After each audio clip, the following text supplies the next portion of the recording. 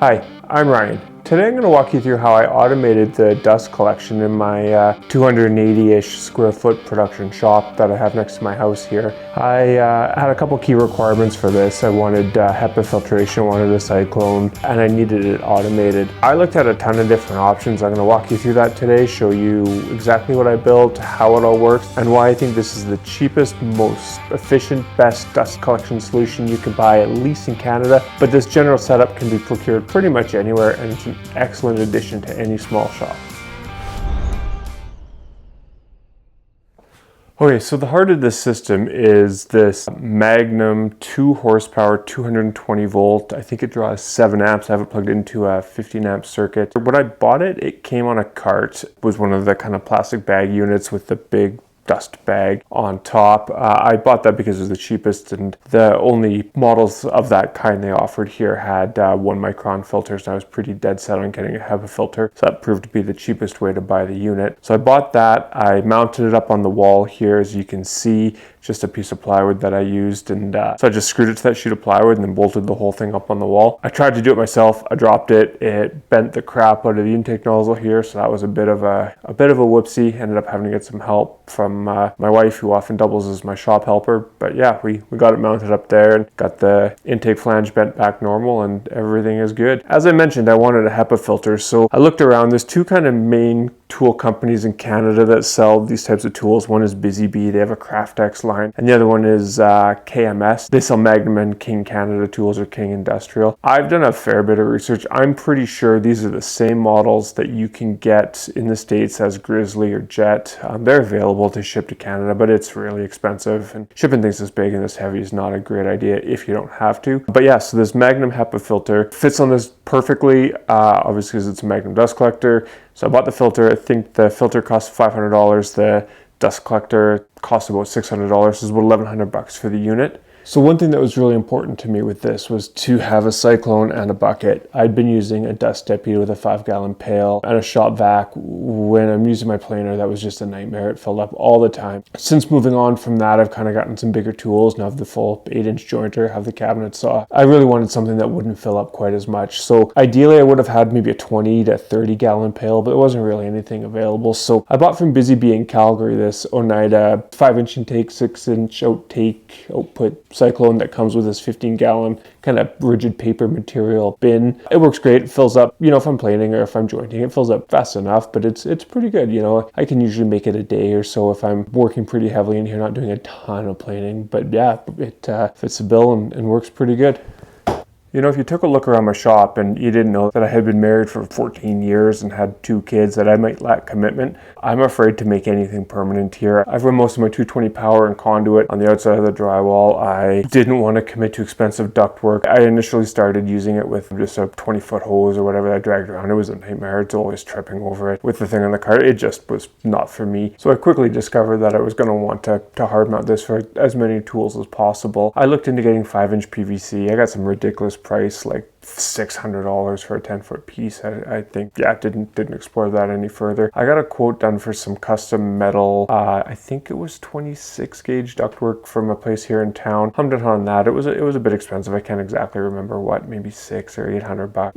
Enough that I wasn't interested in spending that much when I wasn't super committed to my tool placement yet. So I wound up just going to Home Depot and picking up some 4-inch PVC, a bunch of Ys, and so I ran it along the outside wall, kind of around the shop, put drops in for each of the tools. Most places you see, when you watch shop tours and whatnot, they run the ductwork up high. I have just under 8-foot ceilings. I don't have a lot of headroom. I felt that would look kind of heavy, and the side that I ran the duct on, my garage door is pretty close to that side, so it wouldn't have been able to make it the whole way down. I would have bumped into the garage door, so I decided just to run it a couple inches off the ground, and I don't know if that's a bad idea, but it works perfect for me. I ended up running another conduit with a bunch of 15 amp plugs for the automation system that I ended up putting in. We'll touch on that in a second here. But yeah, it's just a bunch of 4-inch PVC from Home Depot. I don't know if it's Schedule 40 or whatever. They didn't have any options. They had this one 4-inch PVC. They had Ys that fit in it, and that was it. I ended up purchasing this silicone tape off Amazon just to tighten up all of the joints. Again, commitment phobe or whatever it is with me. I didn't want to glue them, so I just pushed them together pretty tight and wrapped the silicone tape around and screwed them to the wall with a little bit of this metal pipe hanger stuff, and it's been great. I'll take you for a quick tour here around the shop. Each of the tools is plumbed in, I guess, except for the first one we'll start with here. So if we look at my drill press, I have it kind of tucked in the corner here beside the dust collector, and I did leave a port available here just in case I wanted to plumb it in. I'm not sure what I'm going to do. Because originally this particular Y was connected to my planer, but I ended up moving it to the other end of the shop, so I just have this one capped off for now. So starting off here, the first tool that I do have plumbed in is my bandsaw. I have this 14-inch Raycon bandsaw. It's connected into a Y through a blast gate and with some flex hose. Dust collection is pretty much horrible on this tool. I don't love it at all. Better than with no dust collection connected, but yeah, it's not great. For my router table here, I ended up picking up one of these SawStop dust boxes. It works good. It was quick and easy to set up. I debated making my own. I had on my last router table, but honestly, I just didn't have the time and wanted to pick something up that I knew would work. This works perfectly. Vents out the right side. You can switch the side it vents on, but yeah, I have a vent out the right side here, and it works great. You can adjust the amount of airflow in from the side, but man, this thing like collects all the dust. This is one area that I'm super happy with the performance of.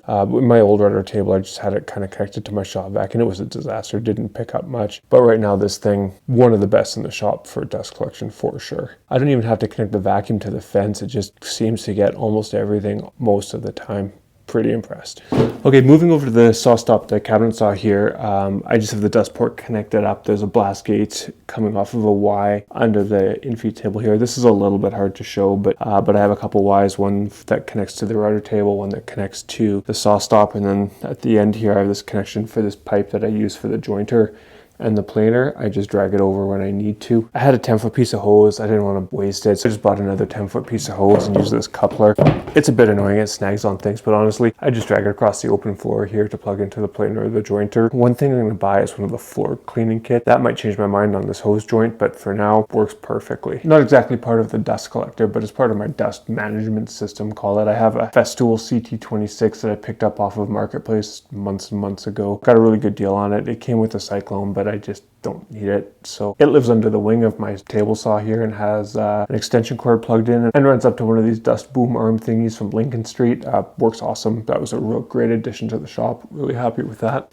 My setup here for my miter saw is pretty simple. I just have it connected to a shop vac through a Bosch hose I bought off of Amazon and connected to an Ivac vacuum switch that auto turns it on and off. I think one day I'd like to get like a CT MIDI or something for under here, but honestly the miter saw is so loud that it doesn't matter what I have. The shop vac sucks well, it works fine, pretty good. I use the Ivac dust Sentry here to tell when my bin is full. I was a little bit nervous about this purchase because you hear some bad reviews, they don't work or they fail, but so far, touch wood, it's been really good for me. It tells me when the bin is full, when the light comes on. I know that I can finish the board I'm working on, and that is it. Then just dump the bin in the compost, connect it back up, and off I go. It took me a little while to get it dialed in, but yeah, after that, no issues so far. Touch wood. Again, staying on the Ivac theme, I use the Ivac Pro system. So it starts here with this 220 volt switch that the dust collector plugs into, and then it plugs into the wall. There's 3 settings on it: on, off, auto. Off is obviously off. On, it'll turn the dust collector on, and then auto, it uses tool sensors, which I have connected to the power cord of all my tools. They sense when the power comes on to that tool. They tell the dust collector to turn on, and they tell the blast gate to open up. Each tool combo between the blast gate and the tool sensor are tied together with a kind of a unique tool identifier. So it knows that when the sensor detects power, to open the corresponding blast gate. It works great. There's a sensitivity setting on each of the tool sensors that I've had to play with a little bit, especially because under my outfeed table, it's a bit of a mess, and the wires, they kind of get close together sometimes. I do my best to keep them separate, but I have just had to turn the tool sensitivity down on a couple of them, and that seems to fix the problems. One cool thing is you can have multiple tool sensors tied to one blast gate. So for my setup with the jointer and the planer where they share a hose, the blast gate and the 2 tool sensors are all tied to the same ID, and whichever tool turns on opens that blast gate. It works perfectly. Hey, well, thanks for watching along. I really hope you found this useful. If you would like to see how I kind of build out the rest of my production shop, you should should check out this video here. Otherwise, check out this other video that YouTube thinks you'll enjoy. Thanks again and have a great day.